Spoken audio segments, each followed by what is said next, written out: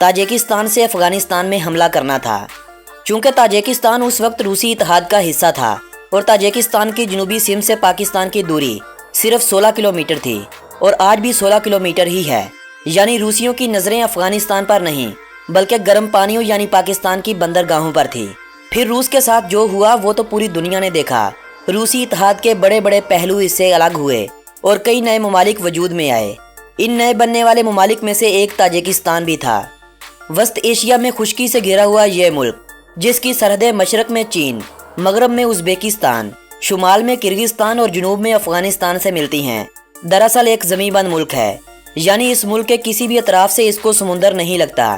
یہ تاجک لوگوں کا ملک ہے، تبھی تو اس ملک کو تاجکستان یعنی تاجک لوگوں کے رہنے کی جگہ کا نام دیا گیا ہے۔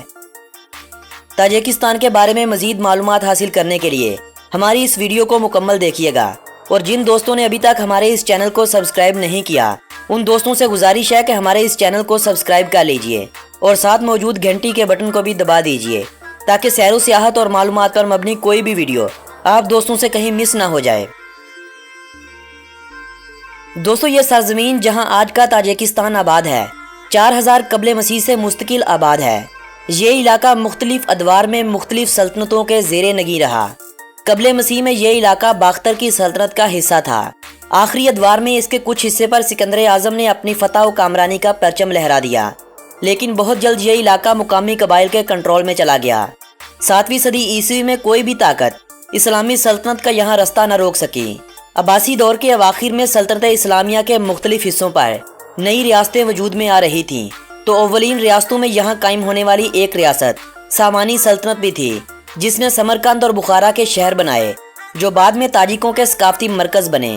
بعد ازاں کچھ عرصہ یہاں منگولوں نے بھی عارضی قبضہ کیا۔ سلطنت روس کا حصہ بننے سے پہلے یہ علاقہ کافی عرصہ سلطنت بخارا کا حصہ بھی بنا رہا۔ 19ویں صدی میں روسی سلطنت نے وسط ایشیا میں اپنے پنجے گاڑنے شروع کر دیے اور تاجکستان پر بھی قبضہ کر لیا۔ پہلی جنگ عظیم کے خاتمے کے بعد وسط ایشیا میں روسیوں کے خلاف مسلمانوں کی ایک تحریک چلی۔ اس تحریک یعنی بسماچی تحریک نے ریڈ آرمی کے خلاف زبردست مزاحمت کی، لیکن روسیوں کی طرف سے اس تحریک کو بالکل کچل دیا گیا اور یہ علاقہ روسی اتحاد کا حصہ بن گیا۔ اشتراکی دور میں یہاں مذہب خاص کر اسلام کو بہت زیادہ نقصان پہنچایا گیا، مسجدوں اور مدارس کو بند کر دیا گیا۔ روسی اتحاد کے بعد روس نے وسط ایشیا کی ان ریاستوں میں سب سے کم توجہ تاجکستان پر دی۔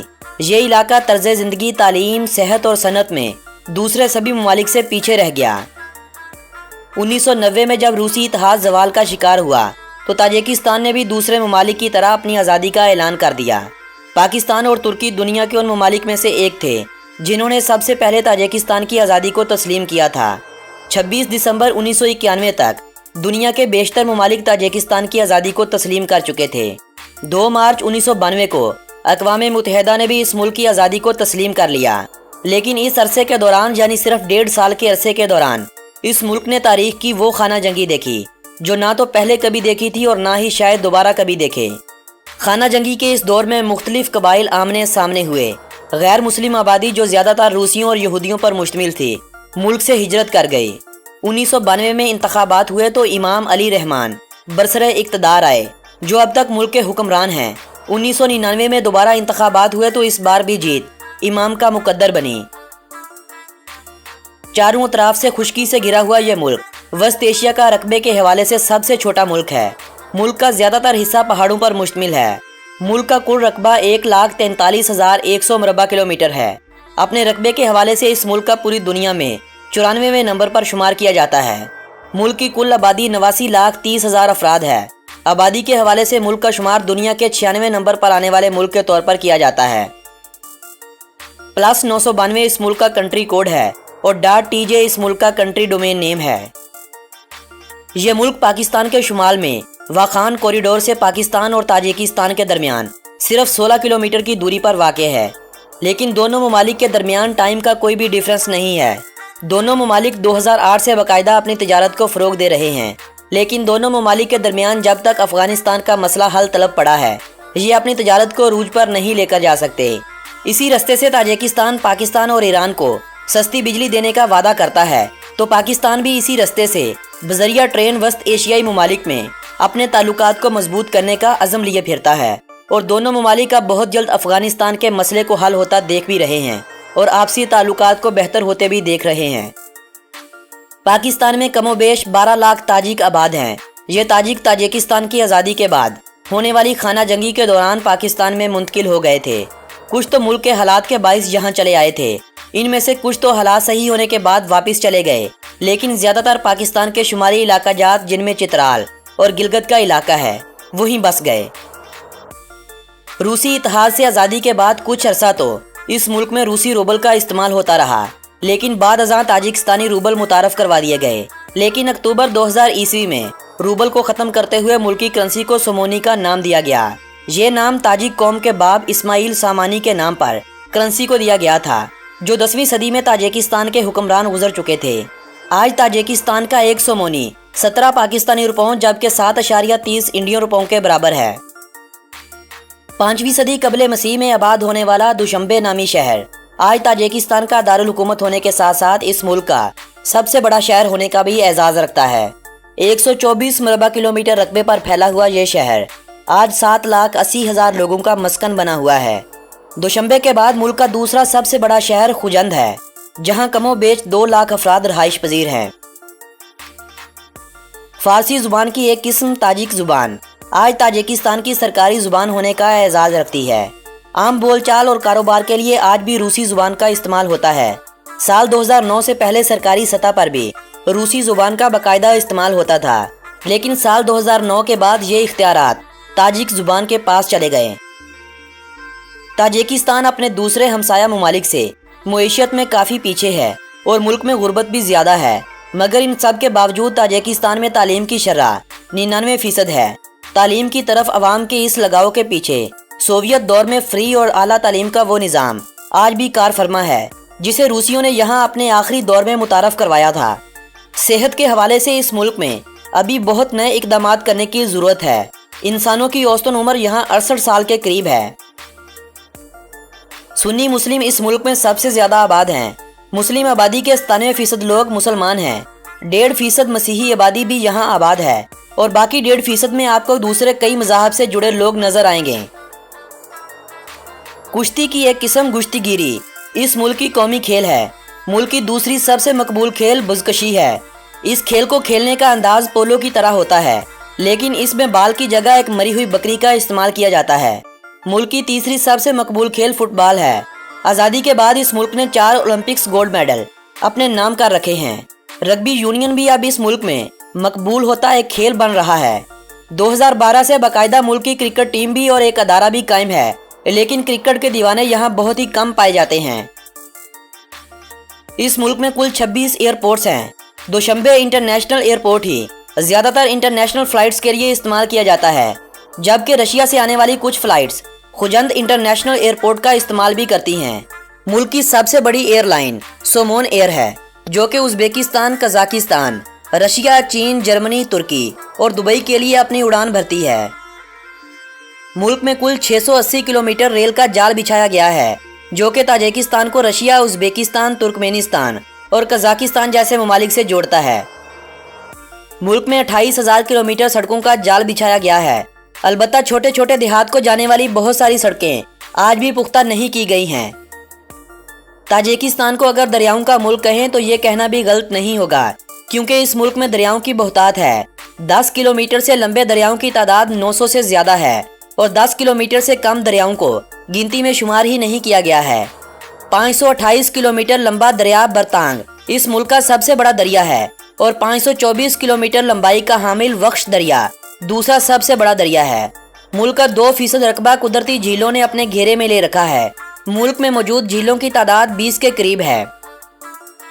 تاجکستان کی سب سے زیادہ بجلی انہی دریاؤں پر بند باندھ کر بنائی جاتی ہے اور یہی بجلی تاجکستان پاکستان کو مستقبل قریب میں بیچنے کا ارادہ رکھتا ہے۔ ملک کا 72% رقبہ بالکل بھی زراعت کے قابل نہیں ہے، کیونکہ بہت زیادہ پہاڑ ہونے کی وجہ سے قابل کاشت رقبہ بہت ہی کم ہے۔ تاجک لوگ زیادہ تر روس میں جا کر کام کاج کرتے ہیں اور اپنے گھروں میں پیسے بھیجتے ہیں۔ ملک میں آمدنی کا سب سے بڑا ذریعہ کپاس کی فصل اور ایلومینیم کی پیداوار ہے۔ سبزیوں پھلوں کی کاشت بھی یہاں بڑے پیمانے پر کی جاتی ہے۔ تاجکستان اپنی خوراک کی ضرورت کا تقریباً 50% حصہ آج بھی امپورٹ کرتا ہے۔ मुल्क में सोने और चांदी के ज़खायर भी मौजूद हैं। मुख्तलिफ प्राइवेट कंपनियों को हुकूमत ने ठेके भी दे रखे हैं, मगर एलुमिनियम की सनत हुकूमत की अपनी तहवील में है। वस्ती एशिया का सबसे बड़ा एलुमिनियम का प्लांट भी इसी मुल्क में कायम है। आज ताजिकिस्तान में गुर्बत का खात्मा हो रहा है। मुल्क तरक्की की राह पर गामजन है और इस तरक्की में एक बड़ा किरदार सियाहत के शोबे का भी है। साल 2018 में 1 मिलियन से ज़्यादा लोग इस मुल्क में सैर के लिए गए थे और हुकूमत इस शोबे में मज़ीद तब्दीलियाँ भी कर रही है। पाकिस्तानियों और भारतीयों को इस मुल्क में जाने के लिए वीज़े की ज़रूरत तो होती है, लेकिन अब यह सहूलत दस्तयाब है कि घर बैठे इस मुल्क का ई वीज़ा अप्लाई करते हुए आप इस मुल्क का वीज़ा सिर्फ $50 में हासिल कर सकते हैं। इलम ट्री इस मुल्क का कौमी दरख्त है। आप इस दरख्त की इलामत को ताजिकिस्तान के कौमी परचम के दरमियान में भी देख सकते हैं। आइरस का फूल इस मुल्क का कौमी फूल है। बाज इस मुल्क का कौमी परिंदा है। हिरनों की एक किस्म गिजाल इस मुल्क का कौमी जानवर है। ताजिकिस्तान के बारे में अगर दिलचस्प हक़ाइक़ की बात की जाए तो मुल्क की 50% आबादी ज़राअत के पेशे से वाबस्ता है। ताजिकिस्तान के दारुल हुकूमत दोशंबे में लगा फ्लैग दुनिया का दूसरा सबसे ऊंचा फ्री स्टैंड फ्लैग है। ताजिकिस्तान में 2 यूनेस्को हेरिटेज साइट्स भी हैं। दुनिया का अजीम तजारती रास्ता जिसे सिल्क रूट यानी शाहराए रेशम कहा जाता है, इसी मुल्क से गुजरकर दुनिया को चीन से मिलाता है। ताजिकिस्तान की 99% बिजली की ज़रूरत को हाइड्रो पावर सिस्टम से पूरा किया जाता है। ताजिकिस्तान में बना नोरेक डैम दुनिया का सबसे ऊंचा और दुनिया का दूसरा सबसे लंबा डैम है। ताजिकिस्तान के सदर के बेटे की साल 2007 में शादी हुई, जिसमें सदर इमाम अली रहमान ने गाना भी गाया और डांस भी किया। किसी ने वीडियो बनाकर यूट्यूब पर डाल दी। हुकूमत की तरफ से यूट्यूब को मुतलका वीडियो हटाने की दरख्वास्त की गई। अमल ना करने की सूरत में यूट्यूब को ताजिकिस्तान में बैन कर दिया गया था, जिसे काफ़ी अरसे बाद दोबारा खोला गया था। ताजिकिस्तान की 32% आबादी पॉवर्टी लाइन से नीचे ज़िंदगी गुजारने पर मजबूर है। ताजिकिस्तान अपने मुल्क में इस्तेमाल होने वाली गैस का एक बड़ा हिस्सा उज़्बेकिस्तान से खरीद करता है। ग्रीन टी ताजिकिस्तान का नेशनल ड्रिंक है। ताजिकिस्तान के खाने रूसी, अफगानी और उज़्बेक खानों से मिलते जुलते होते हैं। पुलाव ताजिकिस्तान की नेशनल डिश है। ताजिकिस्तान का ज़्यादातर इलाका पहाड़ी होने की वजह से ये सरजमीन हमेशा से ज़लज़लों की जद में रही है और ये भी एक हकीकत है कि जितना जानी नुकसान इस मुल्क में कुदरती आफात से हुआ है, इतना कभी किसी जंग से नहीं हुआ। दोस्तों, ये थी ताजिकिस्तान के बारे में दिलचस्प मालूमात पर मबनी एक मालूमाती और तफरीही वीडियो। अगर ये वीडियो आप लोगों की मालूमात में इजाफे का सबब बनी हो तो इस वीडियो को अपने अजीज़ो अहबाब के साथ व्हाट्सएप और फेसबुक वाल पर शेयर करते हुए अपनी पसंदीदगी का इजहार लाजमी कीजिएगा। मेरी हौसला अफजाई के लिए इस वीडियो को लाजमी लाइक कर दीजिएगा। अगली वीडियो किस मुल्क के बारे में होनी चाहिए, अपनी राय का इजहार बजरिया कमेंट हमारे साथ करते रहिए। आप दोस्तों से मुलाकात होगी ऐसी ही किसी मालूमाती वीडियो के जरिए। तब तक के लिए अपने इस दोस्त मोहम्मद नबील को दीजिएगा इजाज़त। अल्लाह निगहबान।